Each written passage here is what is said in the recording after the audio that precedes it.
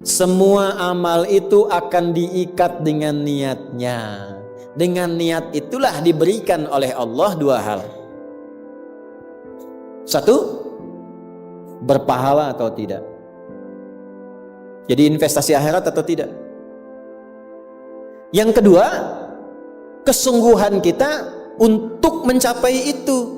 Jadi bapak ibu ini punya pekerjaan nih, ya. Serius tidaknya tergantung motivasi niatnya. Kalau bapak niat bakal serius, kalau nggak niat gak akan serius. Anda jadi tentara nih, kalau niat betul jadi tentara akan sungguh-sungguh. Kalau nggak niat ya biasa-biasa saja, ada tugas kerjakan, nggak ada santai. Anda kuliah kalau niatnya benar, sungguh-sungguh belajarnya. Duduk paling depan, dengarkan dengan baik, catat, gak paham nanya. Makanya masuk dengan keluar beda. Masuk belum paham, keluar sudah paham. Ini duduk, masuk kelas, duduk di kursi barisan belakang. Duduk di kelas, bangku deretan belakang. Gitu kan, di dalam kelas penuh dengan obrolan. Dengan pikirin. Gak pernah nanya, pulang. Mau ujian, minggu tenang jadi minggu gelisah. Pinjam catatan teman. Nah itu belum niat, gak niat tuh kuliahnya. Ya, kalau mau niat tuh sungguh-sungguh pasti serius. Jadi semua pekerjaan itu akan jadi tercapai hasilnya kalau sungguh-sungguh, kalau serius. Serius. Ya, jadi kalau melamar sekali ditolak, kedua kali terus, 3 kali, 4 kali. Ya. Kalau tidak ada di tempat itu, cari tempat lain. Ada seorang pemain biola tingkat tinggi, itu biolanya saja harganya puluhan miliar. Kalau sekali konser, itu tarif konser biola itu bisa di atas 1-2 miliar. Tiba-tiba dia coba iseng ngamen di pinggir jalan. Ya, jadi kalau kita di kereta di New York gitu, itu ada stasiun, di situ suka ada yang ngamen-ngamen itu. Iseng beliau ngamen, gak ada yang tahu kalau itu pemain biola termahal di dunia. Begitu memainkan musiknya, bagus musiknya, yang dikasih cuma recehan. Sekian sen. Dapatnya berapa? Ya cuma sekian dolar, 4-5 dolar aja. Padahal ini kalau manggung tarifnya bisa 2 miliar. Tapi analisis komentarnya sangat luar biasa. Ternyata manusia itu, perhatikan, kalau ingin sukses harus pandai menempatkan diri. Dia dihargai murah itu karena di tempat yang memang tidak mengetahui siapa dia. Ketika dia menempatkan diri pada tempatnya, maka berharga nilainya di hadapan Allah. Jadi kalau Anda di satu tempat dianggap tidak bernilai, cari tempat lain. Mungkin di situ bukan tempat yang layak bagi Anda untuk menunjukkan siapa Anda. Tapi mesti serius. Itulah sebabnya ada sa'i. Apa itu sa'i? Ayo rali-rali kecil. Terus lari-lari besar apa? Maraton. Sa'i dari kata sa'a, artinya sungguh-sungguh, serius mencapai peluang. Naik ke atas bukit untuk melihat dengan jernih ke rahmah, ya, lihat dari sofa sampai marwah dengan sifat rahmah. Marwah itu puncak tertinggi yang ingin diraih. Maka gunakan dengan sa'i, sungguh-sungguh serius. Kalau lihat peluang kejar walaupun dengan berlari. Kalau nyampe nggak ketemu, balik lagi walaupun sampai bolak-balik. Pada akhirnya pasti ditemukan yang cocok dengan kita. Sungguh-sungguh. Nah ini Jadi kalau Anda ingin serius, ingin sukses, ya, mencapai sesuatu apapun serius. Yang sekolah serius nih, ya, perwira masuk mau sekolah serius, ya, jangan mengandalkan joki. Ayo serius supaya ilmunya benar, ya, urutkan. Anda juga sama nih yang di kampus-kampus dan sebagainya tuh, ya, kuliah yang betul. Kan mau Indonesia emas tuh 2045. Bagaimana bisa dapat emas kalau nggak sungguh-sungguh? Itu yang kemarin PON tuh, kalau nggak serius nggak dapat emas. Nah yang kedua begini, kalau cuman pakai yang pertama, yang belum beriman pun dapat itu. Terus faedahnya kita beriman apa? Ya, gini ya. Ini ada yang belum beriman, non muslim, kerja serius. Anda sudah beriman, kerja serius juga, sama-sama serius, dua-duanya sukses. Lalu manfaat imannya apa? Tuh. Ini untuk menjawab pertanyaan begini, Pak abdi teh muslim, nah non muslim teh tiasa sukses, kaya, abdi teh kaya. Saya sholat tapi nggak kaya-kaya. Nah itu pertanyaan yang salah. Supaya kaya itu penyebabnya bukan sholat, tapi serius, sungguh-sungguh. Kalau sungguh-sungguh kerja, sukses.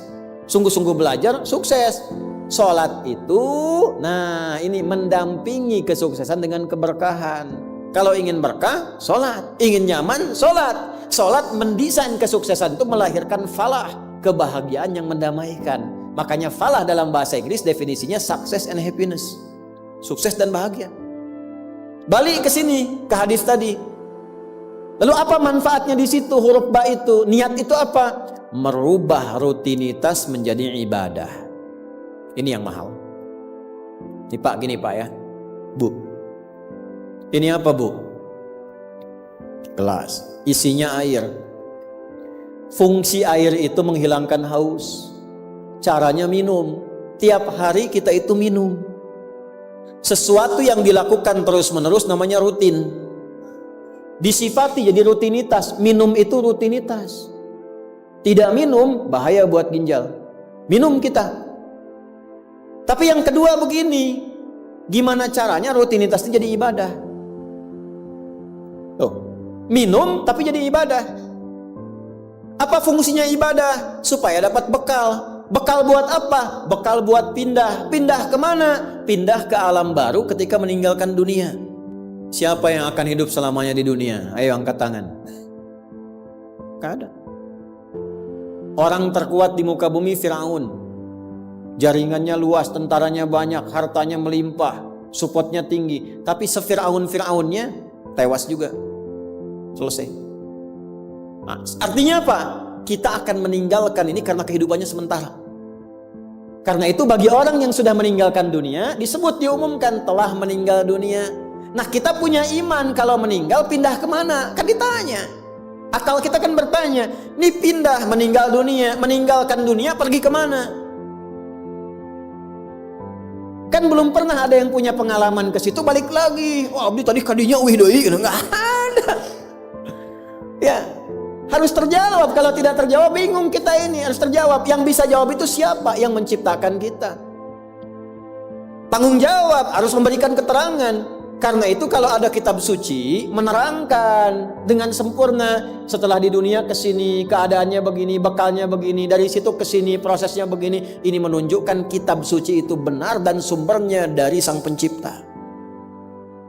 Dan berita baiknya, alhamdulillah, alhamdulillah, silahkan riset, silahkan komparasikan secara ilmiah, riset. Hanya Al-Quran yang menerangkan itu dengan sempurna. Dari dunia pindahnya ke sini, alamnya disebut dengan kubur, pemisahnya disebut barzakh. Di dalamnya ada begini, dijelaskan oleh Nabi rinci. Kalau begini begini, kalau begitu begitu. Selesai itu nanti bertahap seperti ini, terjadi kiamat begini, rinci. Kalau itu karya manusia, mustahil ada satupun manusia yang bisa berbuat seperti itu. Kita mau pindah nih, sekarang kita pakai logika yang betul. Hukum pindah itu harus bawa bekal. Ini yang ngaji semua di sini, enggak semuanya orang Bandung, orang Jakarta, tuh. Ya. Soreang mana Soreang? Masih subuh nanti pas maghrib Soreang tuh. Ya, Purwakarta mungkin kan? Ini enggak semua orang Bandung ini. Apakah Anda bisa nyampe ke sini kalau nggak ada bekal? Dari Bandung mau ke Jakarta mesti ada bekal. Beli tiket pakai kereta api cepat.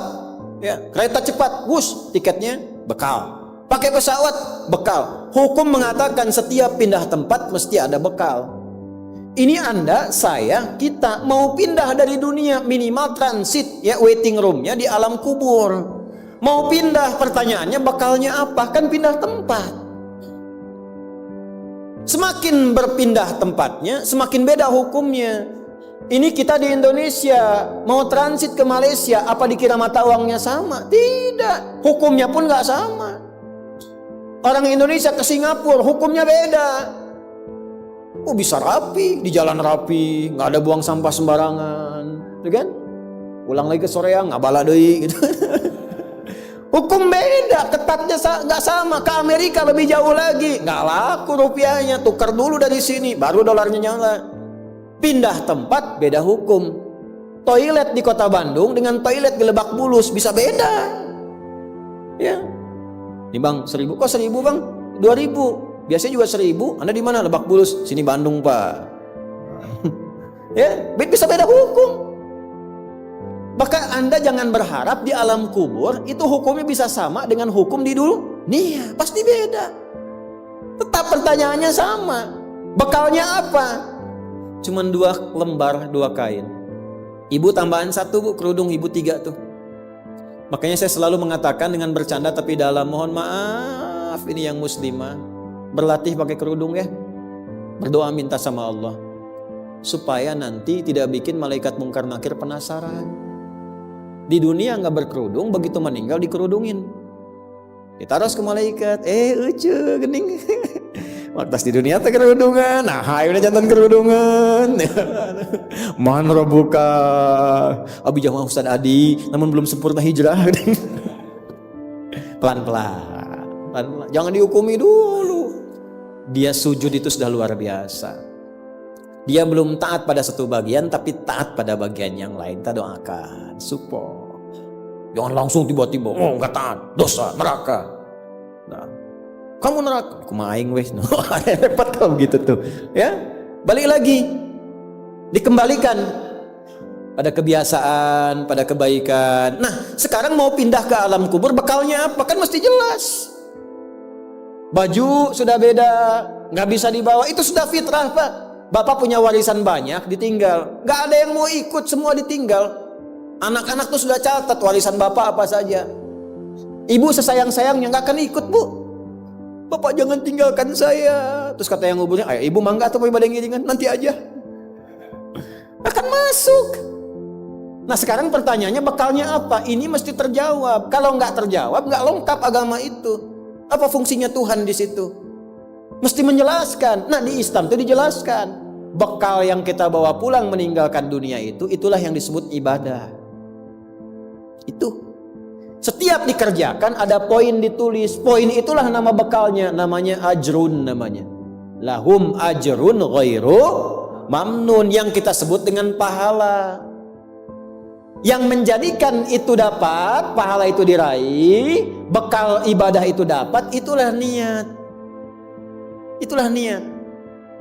Jadi pekerjaannya tidak berubah, rutinitas tetap jalan, minum tetap minum, kerja tetap kerja, makan tetap makan.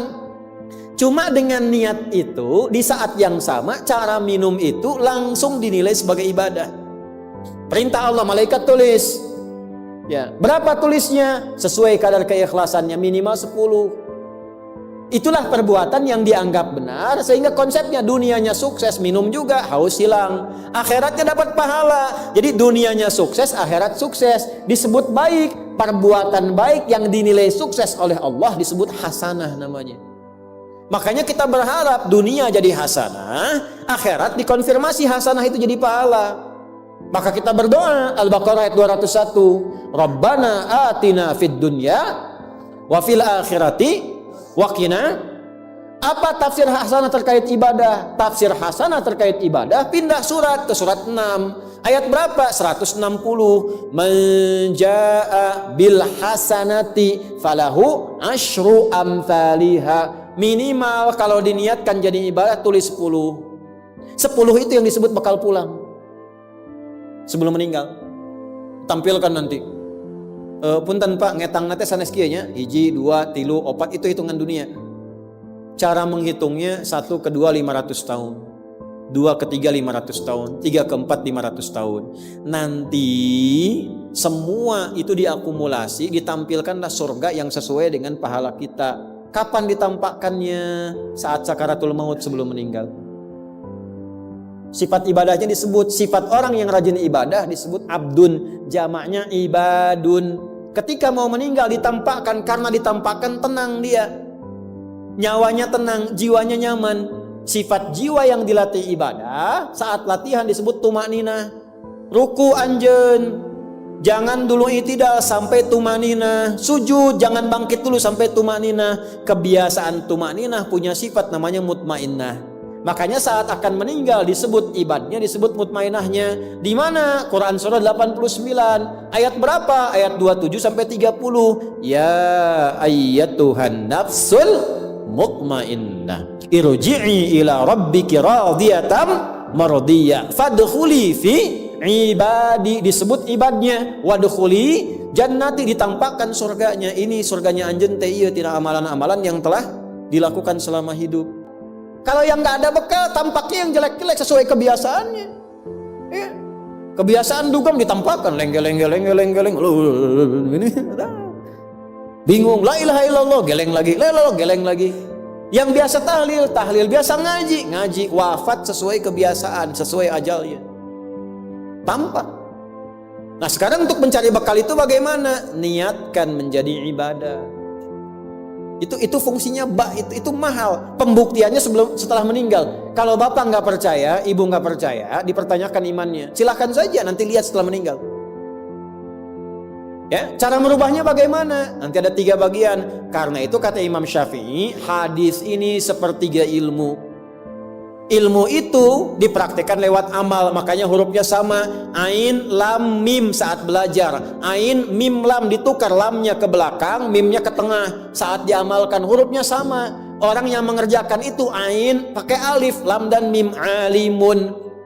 Tempatnya alamun, tanda-tanda orang itu kenal Allah. Maka dia pakai ilmu, ilmunya dia amalkan, hurufnya sama semua. Ilmun, amalun, alimun, alamun.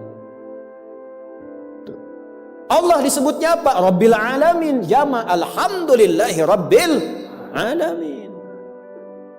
Jadi kalau kita pakai ilmu, gunakan. Begitu digunakan, tuliskan pahalanya. Kata Imam Syafi'i, hadis ini sepertiga ilmu. Karena ilmu itu ada 3. Ilmu tentang lisan, ilmu tentang perilaku tubuh bagian luar, ilmu tentang hati. Semua perilaku kita bergantung 3 hal tadi. Contoh lisan. Panitia, kalau ada teh manis bagus banget itu. Enggak, ini contoh, bukan minta. Enggak, ini saya sudah ada minuman, enggak usah bikin teh manis. Contoh aja, contoh, ya. Kalau ada teh manis bagus banget itu. Itu lisan. Begitu lisan keluar, panitia langsung mikir, aduh, nggak dibikin tadi katanya. Maka coba di belakang dibikin, walaupun ustadznya bilang contoh, langsung bikin misal contoh gitu kan. Itu lisan. Kerjakan, siap kerjakan, komando, jalan, lisan. Jadi perilaku kita kadang bergantung lisan. Makanya ada ayat dan hadis tentang lisan. Hati-hati. Kepleset lisan lebih parah dibanding kepleset kaki. Bapak kepleset kaki bisa diluruskan lagi, kepleset lisan lama Pak. Prajurit keluar dari sini, caci maki tuh panglima tuh. Jangan dipotong videonya ya, contoh ini mah, contoh. Kepleset lisannya, selesai karirnya. Kepleset kakinya, masih bisa berjalan. Maka lisan tuh ada hukumnya sepertiga bagian hidup kita. Kedua nih, ujung kepala sampai ujung kaki, tangan bergerak, kaki melangkah. Hati-hati. Itu semua ditentukan oleh apa? Ini kolbu, amalan hati. Bapak tahu dari mana kalau orang yang senyum itu senang pada Bapak?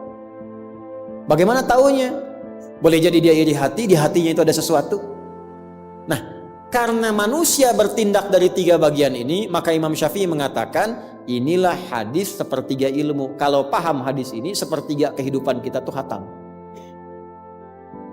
Kuncinya apa? Niatkan semua hal itu menjadi bagian ibadah, maka pekerjaannya berkah, akhiratnya dapat.